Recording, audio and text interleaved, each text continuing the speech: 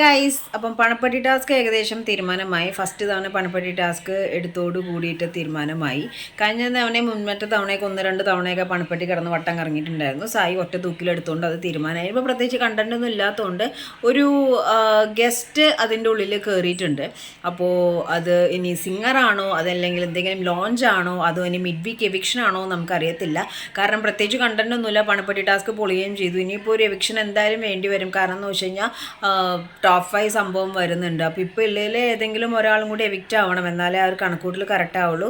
കഴിഞ്ഞ തവണ ഒരാൾ എവിക്റ്റായി. അപ്പം നോറ എവിക്റ്റ് ആവേണ്ടതായിരുന്നു.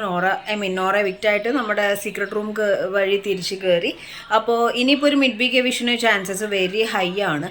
അപ്പോൾ ഗസ്റ്റ് കയറിയിരിക്കുന്നത് എവിക്ഷന് വേണ്ടിയിട്ടാണോ, ഗസ്റ്റ് ഒറ്റയ്ക്ക് കയറിയിട്ട് വേറെ ആരെങ്കിലും കൊണ്ട് ഇറങ്ങുമോ, അതല്ലെങ്കിൽ ജസ്റ്റ് എന്തെങ്കിലും ഒരു ഫിലിം പ്രൊമോഷൻ, മ്യൂസിക് പ്രൊമോഷൻ ഏതാ ഡീറ്റെയിൽ ഒന്നും കിട്ടിയിട്ടില്ല.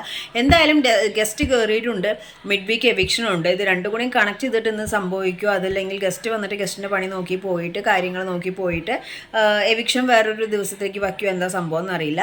ഒരാൾ ബിഗ് ബോസിൻ്റെ ഉള്ളിൽ ഒരു ഗസ്റ്റ് ഒരു വളരെ ഫെമിലിയർ ആയിട്ടുള്ള വ്യക്തി കയറിയിട്ടുണ്ട്. അപ്പോൾ എൻ്റെ ഒരു പെർസെപ്ഷൻ വന്നിട്ട് നമുക്ക് വളരെ വേഗമായിട്ട് കിട്ടിയ ഒരു അപ്ഡേഷനിൽ മിഡ് വീക്ക് എവിക്ഷന് ചാൻസ് ഉണ്ട്. അപ്പോൾ ഗസ്റ്റ് വന്നിട്ട് ഒരു ടാസ്കും മറ്റ് സംഭവങ്ങളൊക്കെ വെച്ചിട്ട് പുറത്ത് അടുത്തൊരു കണ്ടസ്റ്റൻസിനെ കൊണ്ടുപോകാൻ താല്പര്യമുണ്ട്. അത് ശ്രീതു ആണോ നോറയാണോ? ശ്രീധുവിനെ പറ്റിയിട്ടൊന്നും ചിന്തിക്കേണ്ട ആവശ്യമില്ല, കാരണം ശ്രീധുവിനെ ഒന്നും കൊണ്ടുപോകാൻ പോകുന്നില്ല. പിന്നെ ഉള്ളത് നോറയാണ്. ഗൈസ് സെക്ഷനിൽ വെച്ച് നോക്കുമ്പം ഋഷിയും അർജുനും ആണ് ഉള്ളത്. അഭിഷേക് ടിക്കറ്റ് ഫിനാലിൽ കയറുകയും ചെയ്തു. എന്തായാലും ദർ ഇസ് എ ചാൻസ്. ഇതിൽ ഇനിയിപ്പോൾ എവിക്റ്റ് ആവാനായിട്ട് ആരായിരിക്കും ചാൻസ് എന്നുള്ളത് നിങ്ങളൊന്ന് കമൻറ്റ് ചെയ്യുക.